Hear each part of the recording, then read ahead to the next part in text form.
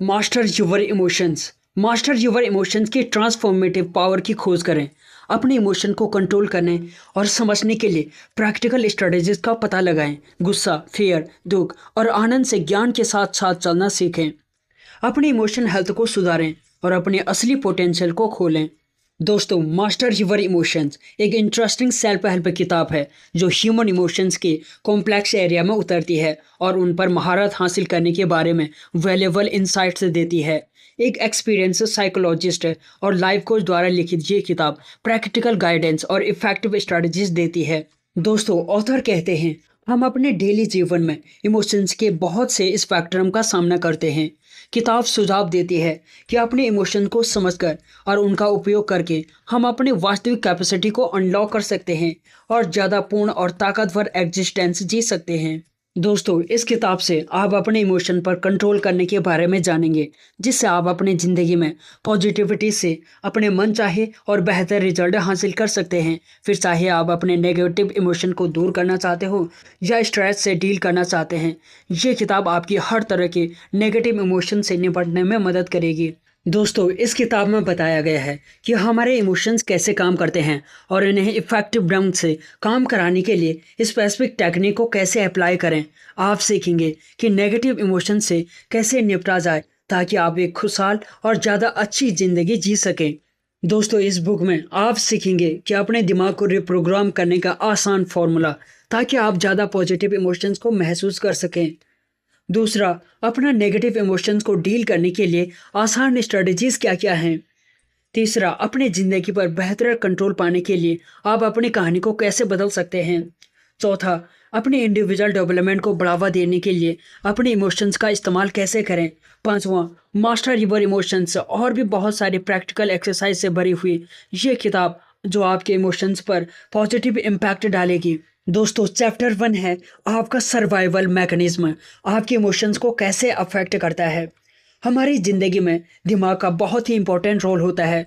हमारा दिमाग जिंदा रहने में हमारी मदद करता है, लेकिन हमारे पूर्वजों को जिंदा रहने के लिए काफ़ी प्रॉब्लम्स का सामना करना पड़ा था, जिसकी वजह से हमारे दिमाग ने खतरे का पता लगाने के लिए काम करना शुरू कर दिया। दोस्तों, अगर आप नेगेटिव इमोशंस को दूर करना चाहते हैं और अपने इमोशंस पर कंट्रोल रखना चाहते हैं और ज़्यादा पॉजिटिव और पीसफुल ज़िंदगी जीना चाहते हैं, तो ये किताब आपकी बहुत मदद करेगी। किताब को अच्छे से समझने के लिए हम इस किताब को 15 अलग अलग चैप्टर्स में डिस्कस करने जा रहे हैं। तो चलिए शुरू करते हैं। दोस्तों, दिमाग ज़्यादातर वक्त नेगेटिव चीज़ों पर भरोसा करता है कि कुछ बुरा हो सकता है। ये सब रिजेक्शन के डर से होता है, लोग ठुकराए जाने के डर से होता है, और इसी वजह से लोग कुछ अच्छा शुरू ही नहीं करते हैं। इसी तरह की थिंकिंग की वजह से नेगेटिविटी की तरफ बढ़ते रहते हैं। इससे डील करने के लिए आपको हर चीज़ के पॉजिटिव साइड को भी देखना होगा, ताकि आप बेमतलब की चिंता और नेगेटिव सोच से बच सकें। हमारे दिमाग का पहला काम हमें सिक्योर करना है, लेकिन आपको खुश और सुरक्षित रहने के लिए अपने इमोशंस पर कंट्रोल करना होगा। दूसरा काम, डोपामिन रिलीज करना।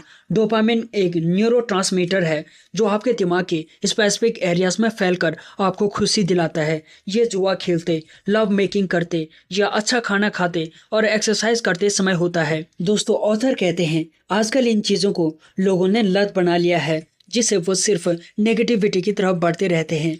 लेकिन सच में खुश रहने और नेगेटिव चीज़ों को दूर करने के लिए आपको अपने इमोशन को काबू में करके अपनी लत से छुटकारा पाना होगा। अपने उन चीज़ों को लिखें जो आपको कुछ समय की खुशी देते हैं लेकिन लॉन्ग टर्म में नुकसानदायक होती हैं, जैसे सिगरेट पीना, अल्कोहल लेना आदि। दोस्तों, अब इन सब को दूर करने के लिए ज़रूरी एक्शन लें। अब तक आप समझ गए होंगे कि किस तरह आपका सर्वाइवल मैकेनिज्म आपके इमोशंस पर नेगेटिव इफेक्ट डालता है और आपको ज़्यादा खुश रहने से रोकता है। आइए हम सब ईगो के बारे में जानते हैं कि ये कैसे आपके इमोशंस को इन्फ्लुएंस करती है। दोस्तों, दूसरा चैप्टर है ईगो। ईगो क्या है? ईगो अपना आप को प्राइड महसूस करवाने की फीलिंग है। आप हमेशा अपना ईगो खुद ही बनाते हैं, और ईगो ना तो अच्छा है और ना ही बुरा। ये सिर्फ सेल्फ अवेयरनेस की कमी का नतीजा होता है। जैसे जैसे आप अवेयर होते जाते हैं, ईगो दूर होता जाता है। आपका ईगो चाहता है कि आप कोई महान काम करें और बदले में कुछ अच्छा हासिल करें, ताकि आप अपनी पहचान बना सकें। दोस्तों, इसका फ़ायदा कई कंपनीज भी उठाती हैं क्योंकि उन्हें पता होता है कि लोग सिर्फ प्रोडक्ट को खरीदने के बजाय उनसे जुड़ा हुआ इमोशंस खरीदते हैं। मतलब वो शांत रहते हुए अपने स्टेटस को बढ़ाना चाहते हैं, इसलिए वो इमोशन से रिलेट करके अपने एडवर्टाइजमेंट करते हैं। जैसे जैसे आप अपनी सिचुएशन को एक ज़्यादा मजबूत सिचुएशन के साथ बदलते हैं, उसी समय चीज़ों, लोगों या विचारों की तरफ आप अपने लगाव को छोड़ते हुए आप ज़्यादा पॉजिटिव इमोशन को महसूस कर सकेंगे। ईगो कभी सेटिस्फाई नहीं होता है, ये हमेशा ज़्यादा चाहती है, ज़्यादा फेम, ज़्यादा रिस्पेक्ट, ज़्यादा पहचान, जिससे आप कभी भी इमोशनली स्ट्रांग नहीं बन पाएंगे। दोस्तों, ऑथर कहते हैं किसी की ज़रूरत का एहसास करना भी ईगो की वजह से ही होता है। मतलब जब आपको पता चल जाता है कि आपको किसी की ज़रूरत नहीं है, तो आप उनकी कंपनी का मज़ा लेते हैं और उनसे कुछ लेने की उम्मीद करने के बजाय उन्हें वैसे ही देखते हैं जैसे वो हैं। आपके ज़्यादातर इमोशंस आपकी ज़िंदगी और आपके दुनिया को देखने के तरीके पर बेस्ड होते हैं। अपनी ईगो को खत्म करके इमोशनली स्ट्रांग बनने के लिए आपको अपने डाउट्स के जवाब देने के लिए समय निकालना होगा, क्योंकि जब आप अपने सभी डाउट्स को क्लियर कर देंगे तो आप सेटिस्फाई हो जाएंगे और इमोशनली शांत रह पाएंगे। दोस्तों, तीसरा चैप्टर है भावनाओं की प्रकृति। हमारे इमोशंस हर पल बदलते रहते हैं। कभी आप खुश होंगे तो कभी दुखी, लेकिन आप अपने इमोशंस को कंट्रोल कर सकते हैं। अगर आप हर समय खुश रहने की उम्मीद करते हैं तो आप फेलियर के लिए खुद को तैयार करते रहें, क्योंकि ऐसी उम्मीद करके जब आप खुश नहीं हो पाते हैं तो आप खुद को दोष देते हैं। जबकि सच्चाई ये है कि हमारे इमोशंस बदलते रहते हैं, इसलिए आप कभी खुश होंगे तो कभी थोड़ा उदास, ये होना नेचुरल है। दोस्तों, ऑथर बताते हैं कि आपके नेगेटिव इमोशंस खराब या बेकार नहीं होते हैं, बल्कि हेल्पफुल हो सकते हैं, क्योंकि कभी कभी ऊंचाई पर पहुंचने से पहले आपको नीचे देखने की ज़रूरत होती है। यहाँ तक कि दुनिया के सबसे मजबूत लोग भी कभी कभी उदास हो जाते हैं। इलोन मस्क ने कभी नहीं सोचा था कि वो मेंटली टूट जाएंगे, लेकिन ऐसा हुआ और वो उससे बाहर भी निकले। दोस्तों, ऑथर कहते हैं ठीक इसी तरह से नेगेटिव इमोशंस अक्सर एक ऑब्जेक्टिव को पूरा करने में हमारी मदद करती हैं। अगर आप देख सकें और समझ सकें तो वो आपको अपने बारे में कुछ पॉजिटिव सीखने में मदद करते हैं। आपके इमोशंस आपको कमज़ोर नहीं करते हैं, बल्कि ये आपको मुसीबतों से लड़ने में आपकी मदद करते हैं। आपको बस उन चीज़ों को दूर करना है जो आपको उदास कर रही हैं और उन पर ज़्यादा ध्यान देना है जो आपको मजबूत और खुशी करती हैं। फिर आप अपने इमोशंस को पॉजिटिव तरीके से महसूस करेंगे। दोस्तों, इसलिए ऑथर कहते हैं जब आप नेगेटिव इमोशंस को महसूस करें तो उस पर ध्यान दें। इससे आपको पता चल जाएगा कि परेशानी क्या है। ऐसे में आपको तय करना है कि आप कोई गलत कदम उठाना चाहते हैं या शांत होकर सही फैसला लेना चाहते हैं। इस तरह अपने इमोशंस को कंट्रोल करके आप हर दिक्कत का सामना कर सकते हैं और उसके पॉजिटिव इमोशंस को महसूस कर सकते हैं। ये सब कुछ हमारे इमोशंस को इन्फ्लुएंस करने वाले कंपाउंड्स के कारण होता है, जिसे हम अगले चैप्टर में जानेंगे।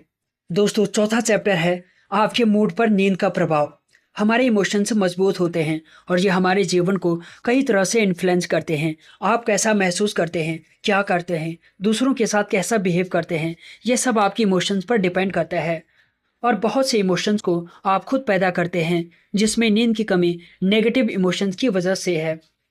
नींद की कमी मूड को काफ़ी हद तक अफेक्ट करती है, जिसमें आप गुस्सा, उदास, चिड़चिड़ेपन और नेगेटिव इमोशंस को महसूस करते हैं। दोस्तों, ऑथर बताते हैं कि नींद की कमी से मरने का खतरा भी बढ़ जाता है। रिसर्च में पाया गया है कि रात में 6 घंटे से कम सोने वाले लोगों में 7 से 9 घंटे के बीच सोने वाले लोगों की तुलना में 13% मरने का खतरा ज़्यादा होता है। अगर आप सिर्फ 6 घंटे से कम सोते हैं तो जल्द से जल्द इन तरीकों का इस्तेमाल करके अपनी नींद में सुधार करें। पहला स्टेप है अपने सोने के कमरे को गहरे रंग से पेंट करें, क्योंकि कई रिसर्च से पता चलता है कि कमरा जितने गहरे रंग का हो नींद उतनी ही अच्छी आती है। आप पर्दों का भी इस्तेमाल कर सकते हैं। लेट नाइट में इलेक्ट्रॉनिक टूल्स के इस्तेमाल से बचें, जैसे स्मार्टफोन, टैबलेट, टीवी आदि। स्लीप फाउंडेशन ऑर्गेनाइजेशन के अकॉर्डिंग हमारे छोटे इलेक्ट्रॉनिक टूल्स भी हमारे दिमाग के बैलेंस को बिगाड़ने या ज़्यादा देर तक जागने को बढ़ावा देते हैं। तीसरा स्टेप है अपने दिमाग को आराम दें, सोते समय किसी भी काम के बारे में ना सोचें। चौथा स्टेप है बिस्तर पर जाने से पहले 2 घंटे पहले बहुत ज़्यादा पानी ना पिए। चैप्टर 5, अपने इमोशंस को प्रभावित करने के लिए आप अपने शरीर का उपयोग करें। हमारा शरीर हमारे दिमाग को बदल देता है, हमारा दिमाग हमारे बिहेवियर को और हमारा बिहेवियर हमारे रिजल्ट को बदल देता है। इसी तरह अपनी बॉडी लैंग्वेज और अपने शरीर के पोस्चर को बदलकर आप अपने महसूस करने के तरीकों को भी बदल सकते हैं।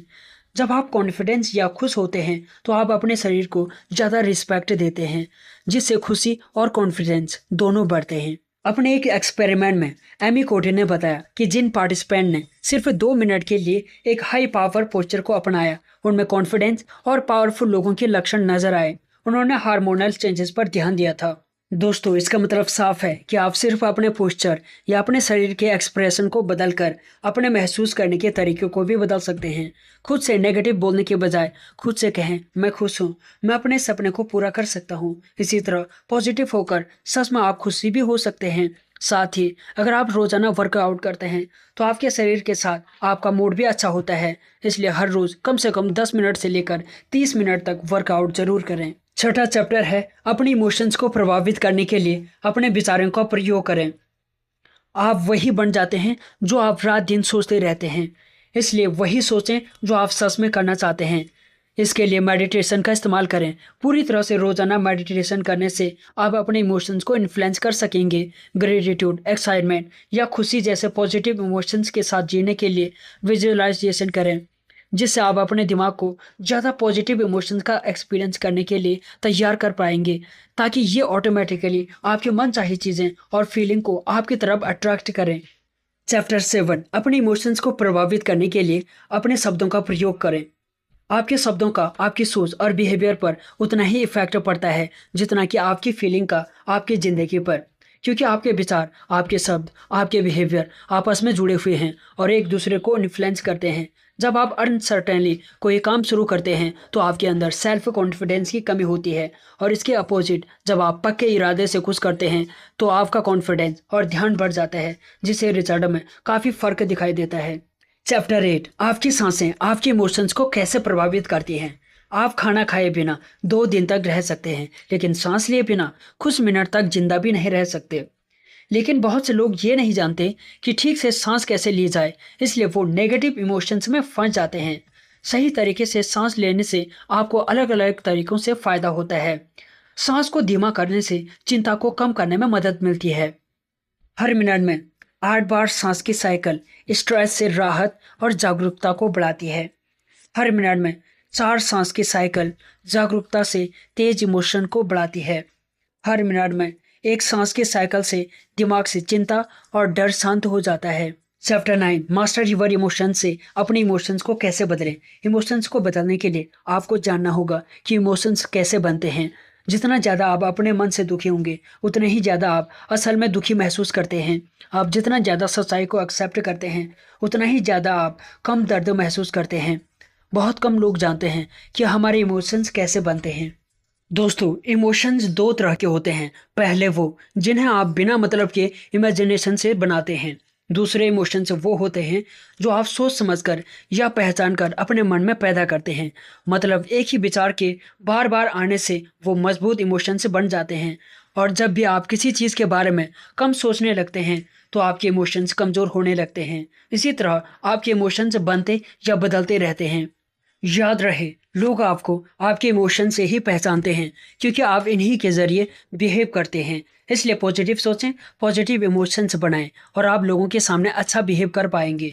ऐसा करने के लिए कुछ ज़रूरी बातें ध्यान रखें। अतीत की नेगेटिव इमोशंस पर ध्यान न दें, बल्कि पॉजिटिव इंसाइट्स को याद रखें। आज में आपको खुशी है और पॉजिटिविटी में सपोर्ट करने वाली फीलिंग्स को अपनाएं। 10वां चैप्टर है अपनी फीलिंग्स को जानें। एक बात तो तय है कि आपके विचार और इमोशंस आपका भविष्य तय करेंगे, क्योंकि हम वही बनते हैं जो हम सोचते हैं। इसलिए आपको अपने विचारों को ध्यान से चुनना है। इससे आप अच्छे विचारों के साथ अपने दिमाग को पॉजिटिव महसूस करने में सक्सेसफुल हो सकेंगे। जबकि आपकी ज़िंदगी में छोटी बड़ी यादें होती हैं, इसलिए अभी उस याद को सोचें जिससे आपको खुशी मिल रही है, और जब भी आपको बुरा महसूस हो तब उस अच्छी याद को सोचकर अपने बुरी इमोशंस को दूर करें। 11वां चैप्टर है प्रेरणा की कमी। मोटिवेशन की कमी होना आमतौर पर एक सिग्नल है कि आपके पास आगे बढ़ने के लिए एक कंपेलिंग विजन नहीं है। अगर आप लगातार आगे बढ़ना चाहते हैं तो आपको ज़्यादा मोटिवेट रहना होगा। इसलिए ये ध्यान रखें कि आप रोज़ाना मोटिवेशन का फ़ायदा उठाते हैं। आपको अपनी ताकत, पर्सनालिटी और प्रेफरेंस का गहरा ज्ञान होना ज़रूरी है। मोटिवेटेड रहने के लिए इंस्पिरेशनल कहानियाँ पढ़ें और मोटिवेटेड लोगों के साथ रहें। जब भी आप कभी काम को पूरा करने में अटका हुआ महसूस करें तो इन स्टेप्स को फॉलो करें। पहला स्टेप है उन सभी कामों की लिस्ट बनाएं जिन्हें करने की ज़रूरत है। दूसरा स्टेप, ऐसे काम की पहचान करें जिससे आप टाल रहे हैं। तीसरा, अब उस काम को पूरा करें। साथ ही अपने सक्सेस के बीच आने वाली रुकावटों को दूर करने के लिए इन ज़रूरी स्टेप्स को फॉलो करें। दोस्तों, उन सभी कामों या प्रोजेक्ट की लिस्ट बनाएं जिन्हें आप पूरा करना चाहते हैं। उन्हें पूरा करने के लिए एक स्पेसिफिक टाइम डिसाइड करें। अगर किसी काम को करने के लिए ज़्यादा टाइम की ज़रूरत हो तो ज़्यादा टाइम लें, वरना आप जल्द से जल्द उस काम को पूरा कर दें। बड़े प्रोजेक्ट करने के लिए अगले कुछ दिनों या हफ्तों में पूरा होने तक सिर्फ एक ही प्रोजेक्ट पर ध्यान दें। अपने कुछ प्रोजेक्ट को रिशेड्यूल करें या ज़रूरी ना हो तो उन्हें छोड़ दें। क्या आपने कभी अपना स्टार्टअप शुरू करने का सपना देखा है? मुझे पूरा यकीन है कि कभी न कभी तो स्टार्टअप का ख्याल आपके मन में ज़रूर आया होगा और ऐसा हम सबके साथ होता है। और तो और नए स्टार्टअप के बारे में हम न्यूज़ में भी सुनते रहते हैं, जैसे ओयो रूम्स, ओला टैक्स, उबर, जोमेटो, स्विगी आदि ऐसे ही स्टार्टअप हैं जो बहुत ज़्यादा सफल हो चुके हैं और उनके ओनर करोड़पति या फिर अरबपति बन चुके हैं। दोस्तों, आज मैं डिस्कस करने वाला हूँ 0 to 1 बुक समरी, जिसके ऑथर पीटर थिल है। सबसे पहले तो मैं पीटर थिल के बारे में आपको बता देता हूँ। आपने पेपाल का नाम तो सुना ही होगा। जब गूगल पे, फोन पे या पेटीएम भी नहीं बने थे, तब से पेपाल अमेरिका में यूज हो रहा है। पेपाल से आप ईमेल के जरिए ही पेमेंट का लेन देन कर सकते हैं। पेपाल दो लोगों ने मिलकर डेवलप किया था। एक तो थे पीटर थिल और दूसरे जिन्हें सारी दुनिया जानती है, इलोन मस्क, जो इस सदी के सबसे क्रांतिकारी एंटरप्रेन्योर और इन्वेंटर हैं। जो भी व्यक्ति स्टार्टअप शुरू करना चाहता है और एंटरप्रेन्योर बनना चाहता है, उन्हें पीटर थिल की इस किताब को जरूर पढ़ना चाहिए। तो दोस्तों, समरी के मेन पॉइंट डिस्कस करते हैं। पहला पॉइंट है 0 to 1। पहला पॉइंट 0 to 1 ये बुक का टाइटल भी है। तो आखिर इसका मतलब क्या है? देखिए, जीरो का मतलब सबको पता है, जीरो यानी कि नथिंग। दोस्तों, पीटर थिल यही कहते हैं कि अगर आपको सफल स्टार्टअप शुरू करना है तो जीरो से स्टार्ट कीजिए। मतलब ऐसे प्रोडक्ट से शुरू कीजिए जो अभी एग्जिस्ट ही नहीं करता है, या दूसरे शब्दों में कहें तो अभी उसकी क्वांटिटी बिल्कुल जीरो होनी चाहिए। लेकिन बहुत से लोग गलती करते हैं, वो 1 से स्टार्ट करते हैं। पीटर के अकॉर्डिंग 1 का मतलब है पहले से ही उस प्रोडक्ट का मार्केट में मौजूद होना। चलिए कोल्ड ड्रिंक का एग्जाम्पल लेकर समझते हैं। मार्केट में पहले से ही Coca Cola, Pepsi, Thums Up जैसे सॉफ्ट ड्रिंक मौजूद हैं। यदि आप नया स्टार्टअप लगाते हैं और इनके जैसा ही कोल्ड ड्रिंक ले आते हैं तो क्या होगा? दोस्तों, अब तक तो आपको पता चल गया होगा कि इससे केवल कंपटीशन ही बढ़ेगा। बड़ी कंपनीज के पास तो पैसा होता है। पैसे की ताकत से वो नए स्टार्टअप के कंपटीशन को आसानी से कुचल देंगे और नया स्टार्टअप फेल हो जाएगा। यही मेन रीजन है कि 95% स्टार्टअप 1 से 2 साल में ही फेल हो जाते हैं। तो ऐसे में क्या करें? यही पीटर थिल ने समझाया है कि जीरो से स्टार्ट करें, न कि 1 से। दोस्तों, ऑथर का कहने का मतलब है कि कोई ऐसा प्रोडक्ट लाने की सोचें जो एकदम नया हो। ऐसा प्रोडक्ट जो मार्केट में मिलता ही ना हो। जब प्रोडक्ट नया होगा तो उसका कोई कॉम्पिटिटर भी नहीं होगा। लोगों को वो प्रोडक्ट आपसे ही खरीदना पड़ेगा, जिससे आपको बहुत ज़्यादा प्रॉफिट होगा और आपका स्टार्टअप भी सफल हो जाएगा। एग्जाम्पल के लिए एयरबीएनबी के बारे में डिस्कस करते हैं। देखिए, पहले टूरिस्ट के रहने के लिए सिर्फ होटल्स ही होते थे, लेकिन बाद में ब्रांड जोई और नाथन का एक नया कंसेप्ट आया जो कि एकदम नया था। दोस्तों, उन्होंने सोचा कि बहुत से घरों में 1 से 2 कमरा हमेशा ही फ्री पड़े रहते हैं, तो क्यों ना इन कमरों को टूरिस्टों को होटल से भी सस्ते दामों पर रहने के लिए दे दिया जाए। इसी आइडिया को लेकर उन्होंने एयरबीएनबी वेबसाइट बनाकर अपना स्टार्टअप लॉन्च कर दिया। यह आइडिया बहुत यूनिक था। इससे पहले ऐसा कोई भी प्रोडक्ट मार्केट में आया ही नहीं था। दोस्तों, लोगों को ये काफ़ी ज़्यादा पसंद आया। लोग धीरे धीरे इस वेबसाइट से जुड़ते चले गए। सब ने अपने घरों में खाली पड़े कमरे ऑफर कर दिए। इससे टूरिस्ट को भी बहुत ज़्यादा फायदा हुआ, क्योंकि होटल्स के मुकाबले इनका रेंट बहुत कम था और टूरिस्टों को घर जैसा एहसास भी होता था। आज इस कंपनी का टर्नओवर अरबों में है। ऐसा इसलिए हो सका क्योंकि उन्होंने जीरो से स्टार्ट किया, मतलब एकदम नया स्टार्ट से। अगर वो भी दूसरों को कॉपी करके कोई होटल खोलते तो क्या उन्हें इतना प्रॉफिट होता? बिल्कुल भी नहीं। दोस्तों, इसलिए ऑथर कहते हैं कि कभी भी दूसरों का आइडिया कॉपी ना करें, बल्कि अपने यूनिक आइडिया पर बेस्ड कोई नया प्रोडक्ट लाने की सोचें। मोनोपोली बनाएं। पीटर थिल कहते हैं कि आप अपनी कंपनी की मार्केटिंग में मोनोपोली बनाने की कोशिश करें। इससे बहुत अधिक फायदा होता है। मोनोपोली का मतलब होता है सारे मार्केट में आपका ही प्रोडक्ट हो। कुछ लोग ये भी बोल सकते हैं कि मोनोपोली बहुत बुरी चीज़ है, इससे कीमतें बढ़ जाती हैं, लेकिन ये तो इस बात पर डिपेंड करता है कि स्टार्टअप का ओनर स्वार्थी है या अच्छा इंसान। ओनर कीमतें ना बढ़ाकर भी मोनोपोली से बहुत फायदा कमा सकता है। इससे लोग उसे गुड विल भी देंगे, जो स्टार्टअप की ग्रोथ के लिए बहुत फायदेमंद होता है। इंडिया में मोनोपोली का बेस्ट एग्जांपल है आईआरसीटीसी। आईआरसीटीसी एक प्राइवेट कंपनी है जहां पर आप इंडियन रेलवे का टिकट बुक कर सकते हैं। आप सिर्फ और सिर्फ इसी कंपनी की वेबसाइट से रेल टिकट बुक कर सकते हैं। दोस्तों, ऑनलाइन और कोई भी दूसरी कंपनी नहीं है जहां से आप रेल टिकट बुक कर सके। इसलिए ये कंपनी हमेशा से मोटा मुनाफा कमाती है, क्योंकि इसने मोनोपोली बना रखी है। Characteristic of successful startup. किताब के अगले भाग में पीटर थिल बताते हैं कि एक सफल स्टार्टअप की क्या विशेषताएं होनी चाहिए। दोस्तों, पहले स्टेप के बारे में बात करते हैं। आपके स्टार्टअप में प्रोप्राइटरी की विशेषताएं जरूर होनी चाहिए, जिसका मतलब है आपके प्रोडक्ट पर पूर्ण रूप से आपका ही अधिकार होना चाहिए। इसलिए आप प्रोडक्ट का ट्रेडमार्क या कॉपीराइट करवा सकते हैं। इससे कोई भी आपके प्रोडक्ट को कॉपी नहीं कर पाएगा। जैसे डोमिनोज पिज़्ज़ा को कोई भी जैसा तैसा शुरू नहीं कर सकता। इसके लिए पहले उसको फ्रेंचाइजीज राइट्स कंपनी से खरीदने पड़ेंगे। कोई भी प्रोडक्ट बनाएं तो पहले उसका पेटेंट करवा लें या उसका कॉपीराइट करवा लें। ये प्रोडक्ट के टाइप पर डिपेंड करता है कि आपको पेटेंट मिलेगा या कॉपीराइट। दोस्तों, ज़्यादातर मेडिसिन्स के लिए पेटेंट मिलते हैं और बुक्स के लिए कॉपीराइट्स। दूसरा है नेटवर्क इफेक्ट। आपका प्रोडक्ट ऐसा होना चाहिए जिसका नेटवर्क बन सके। जैसे फेसबुक पहले यूएसए में स्टार्ट हुआ था, फिर धीरे धीरे यूजर से जुड़ते चले गए, सब फेसबुक यूज करने लगे और नेटवर्क बढ़ता ही चला गया। आज लगभग सारी दुनिया में इसका साम्राज्य फैला हुआ है। आप भी क्या ऐसा प्रोडक्ट बनाने के बारे में सोच सकते हैं जिसका नेटवर्क पूरी दुनिया में फैल सके। तीसरा स्टेप है इकोनॉमी ऑफ स्केल।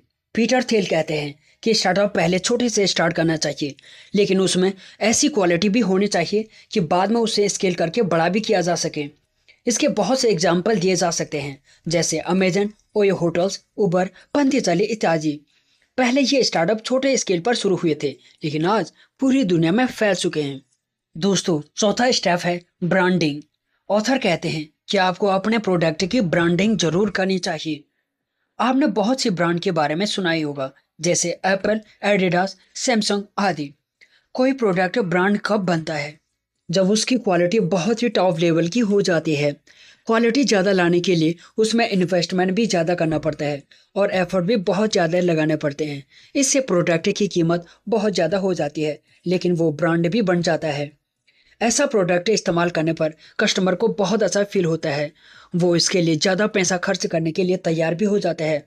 उस प्रोडक्ट को वो स्टेटस सिंबल भी मानने लगता है। एप्पल के प्रोडक्ट की कहानी तो आप सबने सुनी ही होगी। एप्पल का फ़ोन लेने का ड्रीम किस टीनेजर के पास नहीं होता है। वहीं दूसरी ओर अगर आप घटिया प्रोडक्ट बनाते हैं जिसकी कोई ब्रांड वैल्यू नहीं है, तो कोई भी उसे फ्री में भी लेने को तैयार नहीं होगा। दोस्तों, ऑथर कहते हैं इसीलिए प्रोडक्ट को ब्रांड में कन्वर्ट करना बेहद ज़रूरी है, तभी आपका स्टार्टअप सफल होगा। How to start the company और स्टार्टअप शुरू कैसे करें? अगर आपके पास भी कोई यूनिक आइडिया है तो आप अपनी स्टार्टअप शुरू कर सकते हैं। इसके लिए ऑथर ने 4 स्टेप्स बताए हैं। पहला स्टेप है स्टार्ट विद अ फ्रेंड। दूसरा स्टेप है क्लियर रोल और रिस्पॉन्सिबिलिटीज। तीसरा स्टेप है higher a full time employees. चौथा स्टेप है पे लेस टू फाउंडर्स। अब बात करते हैं स्टेप फर्स्ट की। Start with a friend. किसी दोस्त के साथ शुरू करें। हमेशा स्टार्टअप किसी लाइक माइंडेड फ्रेंड के साथ लगाएं जिसके साथ आपकी अच्छी बनती है और आप दोनों की ब्रांड फ्रिक्वेंसी भी मैच करती हो। मतलब आप दोनों लगभग एक जैसा ही सोचते हो और अपने आइडिया को लेकर उत्साही हो। अन्यथा पार्टनर के साथ छोटे मोटे झगड़े होने लगेंगे और स्टार्टअप चलने से पहले ही फ्लॉप हो जाएगा। पीटर थिल और एलोन मस्क दोनों अच्छे फ्रेंड थे। दोनों ने पेपाल स्टार्ट किया, जो आज भी सारी दुनिया में यूज होता है। दूसरा स्टेप है क्लियर रोल और रिस्पॉन्सिबिलिटीज। जितने भी फाउंडर्स या पार्टनर्स हैं, सबको अपना रोल और रिस्पॉन्सिबिलिटीज पहले ही समझा दें और डॉक्यूमेंट पर लिख भी दें।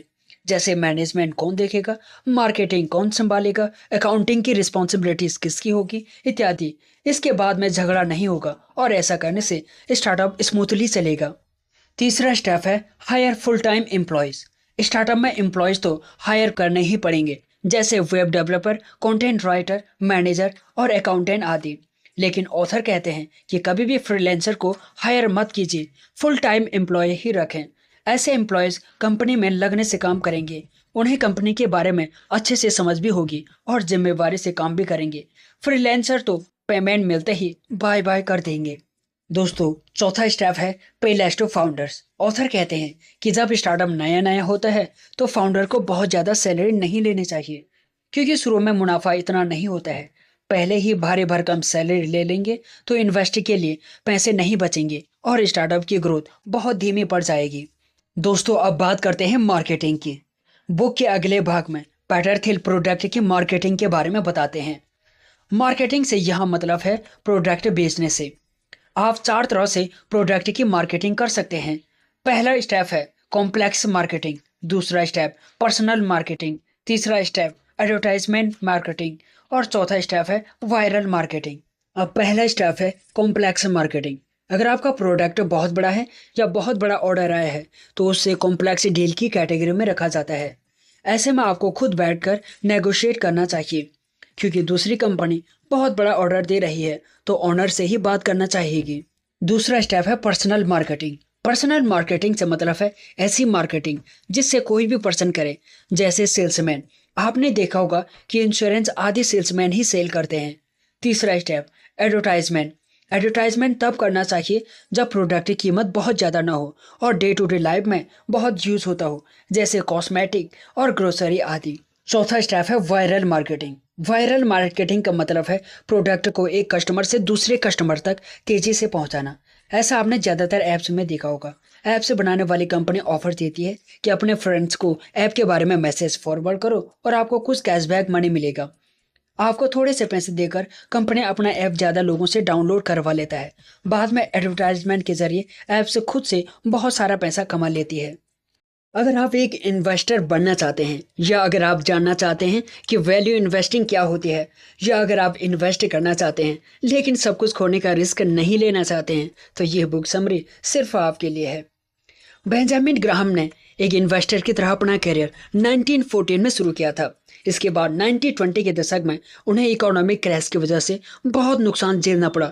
द इंटेलिजेंट इन्वेस्टर में उन्होंने अपनी गलतियों से सीखी हुई बातों को बताया है। आपने एक न एक बार तो स्टॉक मार्केट में इन्वेस्ट करने के बारे में जरूर सोचा होगा, लेकिन ज़्यादातर लोग इसमें फाइनेंशियल क्राइसिस और इकोनॉमिक क्रैश की वजह से इन्वेस्ट नहीं करते हैं। हालांकि एक ऐसा तरीका भी है जिससे आप अपने सब कुछ खोने के डर से छुटकारा पा सकते हैं। इस तरीके को इंटेलिजेंट इन्वेस्टिंग कहते हैं। ग्राहम ने इसे पहली बार 1949 में लोगों के सामने पेश किया था। ये आपको स्टॉक मार्केट में दूर तक देखकर इन्वेस्ट करने की कला सिखाता है। पिछले कई सालों में कई लोगों ने ग्राहम के फॉर्मूले को अपनाकर अपनी किस्मत बनाई है। इसमें सबसे फेमस नाम है वॉरेन बफे का। दोस्तों, इस बुक में आप सीखेंगे कि कैसे आप अपनी इन्वेस्टिंग परफॉर्मेंस को सुधार सकते हैं, कैसे आप अपनी भावनाओं पर काबू पा सकते हैं, जिससे आप अपनी सारी एनर्जी इन्वेस्टिंग में लगा सकते हैं, क्यों आपको मिस्टर मार्केट पर ध्यान नहीं देना चाहिए, सस्ते स्टॉक्स अक्सर कीमती क्यों होते हैं। इंटेलिजेंट इन्वेस्टर जल्दीबाजी में कोई फैसला नहीं लेते हैं। इंटेलिजेंट इन्वेस्टर कंपनी की लॉन्ग टर्म वैल्यू को समझते हैं। अगर आप इंटेलिजेंट नहीं हैं तो स्टॉक मार्केट में आपको निराशा ही हाथ लग सकता है। अगर आप इंटेलिजेंट इन्वेस्टिंग करें तो रिस्क लेना फायदेमंद हो सकता है। हम सभी ने वॉरेन बफेट जैसे कई लोगों को देखा है जिन्होंने स्टॉक मार्केट में बहुत सारा पैसा कमाया, लेकिन साथ ही हमने ऐसे लोगों को भी देखा है जिन्होंने सब कुछ खो दिया। इन दो तरह के लोगों में सिर्फ एक ही अंतर है, वो है इंटेलिजेंट इन्वेस्टिंग का। इंटेलिजेंट इन्वेस्टर किसी भी कंपनी की हिस्ट्री को एनालिसिस करते हैं जिससे उन्हें फायदा मिल सके। वो दूर की सोचते हैं, जबकि ज्यादातर लोग थोड़े से पैसों के लिए अपना सब कुछ दांव पर लगा देते हैं। वो मार्केट के बारे में सिर्फ अंदाजे लगाते हैं, लेकिन मार्केट के बारे में कुछ भी नहीं कहा जा सकता। जैसे कि एक इन्वेस्टर ने ये अफवाह सुनी कि एप्पल एक नया प्रोडक्ट लॉन्च करने वाला है, तो वो बिना किसी एनालिसिस के एप्पल का स्टॉक खरीद लेता है। अगर उसकी किस्मत अच्छी हुई और एप्पल ने नया प्रोडक्ट लॉन्च किया तो उसको फायदा होगा, वरना वो अपना सारा पैसा खो देगा। इसलिए आपको अंदाजा लगाना छोड़कर दिमाग लगाना चाहिए। आप किसी भी स्टॉक को तभी खरीद सकते हैं जब उसकी प्राइस उसकी वैल्यू से कम हो। जब उस कंपनी के स्टॉक की प्राइस उसकी वैल्यू के हिसाब से बढ़ेगी तो आपको अच्छा फायदा मिलेगा। इन्वेस्टर्स की जिंदगी मजेदार तो नहीं होती, लेकिन उसमें फायदा बहुत होता है। इंटेलिजेंट इन्वेस्टिंग के 3 सिद्धांत हैं।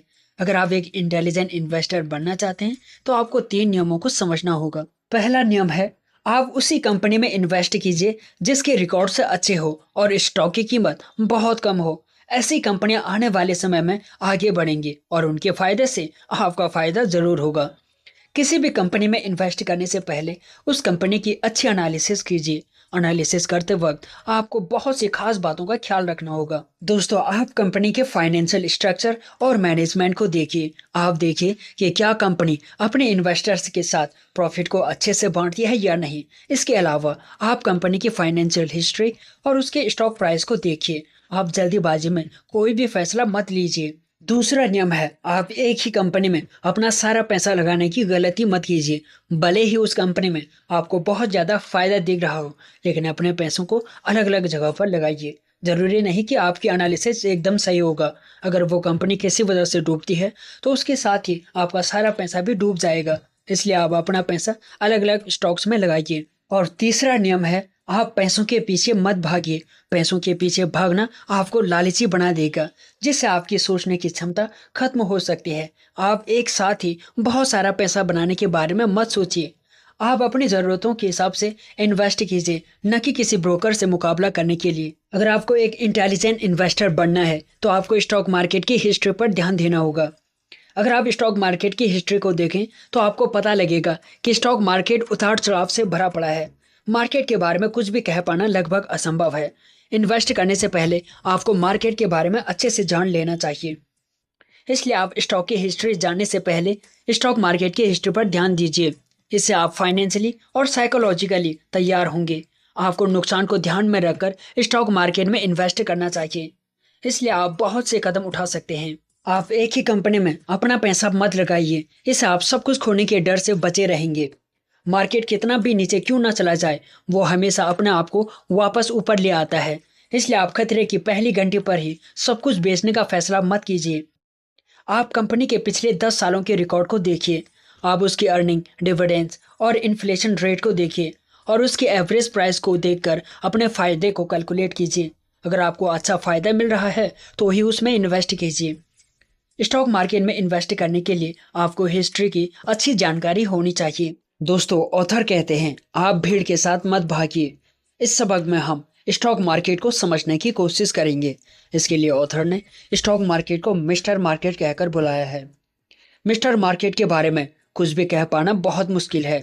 कुछ उनके मूड पर निर्भर करते हैं और वो कभी कभी सबको ऊपर ले जाते हैं और कभी कभी सबको डुबो देता है। जब भी कुछ एक्साइटिंग होने वाला होता है तो मिस्टर मार्केट अपना आपा खो देते हैं और ऐसे में सभी लोग ज़्यादा पैसे देने लगते हैं। कभी कभी लोगों को मिस्टर मार्केट से बहुत आसानी रहती है। ऐसे में स्टॉक की कीमत ऊपर चली जाती है और कभी कभी मिस्टर मार्केट लोगों को बहुत ज़्यादा निराश कर देता है, जिसमें लोगों को नुकसान भी हो जाता है। एक इंटेलिजेंट इन्वेस्टर मार्केट और भीड़ पर ज़्यादा ध्यान नहीं देता है। वो जानता है कि मिस्टर मार्केट का मूड कभी भी बदल सकता है, इसलिए ज़रूरी नहीं कि जिस स्टॉक में आज प्रॉफिट है उसमें कल भी प्रॉफिट रहे। एक इंटेलिजेंट इन्वेस्टर को पता होता है कि जिन स्टॉक्स में आज फ़ायदा हो रहा है उनमें कल फ़ायदा नहीं होगा, क्योंकि उनकी प्राइस उसके वैल्यू से बढ़ गई है। आने वाले समय में उसकी प्राइस कम हो जाएगी और उसमें नुकसान होगा। अगर आपको ये जानना है कि स्टॉक की कीमत बढ़ेगी या घटेगी तो आपको पैटर्न को समझना ही होगा। हम सभी पैटर्न को समझने में माहिर होते हैं, इसलिए आपको उन पैटर्न पर ध्यान देना होगा जो आगे भी बढ़ते जा सकते हैं। अब आपको इंटेलिजेंट इन्वेस्टिंग के सिद्धांतों के बारे में जान लेना चाहिए। आने वाले सबक में आपको आपके इन्वेस्टमेंट स्टाइल के हिसाब से प्रैक्टिकल इन्वेस्टमेंट टिप्स दिए जाएंगे। दोस्तों, अब बात करते हैं एक डिफेंसिव इन्वेस्टर का पोर्टफोलियो संतुलित होना चाहिए। पोर्टफोलियो को मैनेज करना आसान और सुरक्षित होना चाहिए। इन्वेस्टर 2 तरह के होते हैं, डिफेंसिव इन्वेस्टर और एंटरप्राइजिंग इन्वेस्टर। इस सबक में हम डिफेंसिव इन्वेस्टर की बात करेंगे। डिफेंसिव इन्वेस्टर वो होते हैं जो सुरक्षा की खोज करते हैं। ये इन्वेस्टर सब कुछ खोना नहीं चाहते हैं। अगर आप डिफेंसिव इन्वेस्टर हैं तो आपको अपना पोर्टफोलियो डिवर्सिफाई करना चाहिए, यानी कि आपको सिर्फ एक ही कंपनी में नहीं बल्कि कई सारी कंपनी में इन्वेस्ट करना चाहिए। सबसे पहले हमें स्टॉक्स और बॉन्ड्स के बारे में जान लेना चाहिए। स्टॉक्स में ज़्यादा फायदे के साथ साथ ज़्यादा रिस्क भी होता है, जबकि बॉन्ड्स ज़्यादा रिस्की नहीं होते हैं लेकिन उनमें फ़ायदा बहुत कम होता है। अगर आप एक डिफेंसिव इन्वेस्टर हैं तो आपको 75% बॉन्ड्स में और 25% स्टॉक्स में इन्वेस्ट करना चाहिए, या फिर 50-50% इन्वेस्ट कर लेना चाहिए। इससे आप ज़्यादा रिस्क से बचे रहेंगे। इसके अलावा आपका स्टॉक पोर्टफोलियो भी डिवर्सिफाई होना चाहिए। आप उन कंपनियों में अपना पोर्टफोलियो बनाइए जो काफ़ी समय से सक्सेसफुल रही हो। इसका मतलब ये बिल्कुल भी नहीं है कि आप भीड़ के साथ भागिए और उसमें इन्वेस्ट कीजिए जो पॉपुलर हो। आप बस कंपनी की हिस्ट्री पर नज़र डालिए और कम से कम 10 कंपनियों में इन्वेस्ट कीजिए, और आखिर में आप एक एक्सपर्ट की सलाह जरूर लीजिए। उन्हें इस बारे में आपसे ज़्यादा पता है और वो आपकी काफ़ी हद तक मदद भी कर सकते हैं। अगर आप फॉर्मूले का इस्तेमाल करते हैं तो इन्वेस्टिंग करना आसान है। एक बार आपने इन्वेस्ट करने के लिए कंपनी खोज ली तो आप एक फॉर्मूले का इस्तेमाल कीजिए। आप तय कीजिए कि आपको उस कंपनी में समय समय पर कितना इन्वेस्ट करना है और सिर्फ उतना ही इन्वेस्ट कीजिए। इस फॉर्मूले को रुपया कॉस्ट एवरेजिंग भी कहते हैं। आपको ये तय करना होगा कि आप एक बार में कितना पैसा इन्वेस्ट करेंगे। जैसे कि अगर आपने 3000 रुपये हर महीने इन्वेस्ट करने के बारे में सोचा है तो हर महीने सिर्फ और सिर्फ 3000 रुपये ही इन्वेस्ट कीजिए। आप एक से ज़्यादा कंपनी में इन्वेस्ट कीजिए। ऐसा करने से कुछ फ़ायदे और कुछ नुकसान भी हो सकते हैं। फ़ायदा ये है कि आप रिस्क के खतरे से बचे रहेंगे, आपको ज़्यादा मेहनत नहीं करनी पड़ेगी। नुकसान ये है कि अगर आपको एक अच्छी डील मिलती है जिसमें आप ज़्यादा पैसा इन्वेस्ट करना चाहते हैं तो आप ये नहीं कर पाएंगे, क्योंकि आपने खुद को कम पैसे लगाने के लिए बांध लिया है। आप उस लिमिट से ज़्यादा पैसा नहीं लगा सकते। एक अच्छे डिफेंसिव इन्वेस्टर को समय समय पर अपना पोर्टफोलियो चेक करते रहना चाहिए।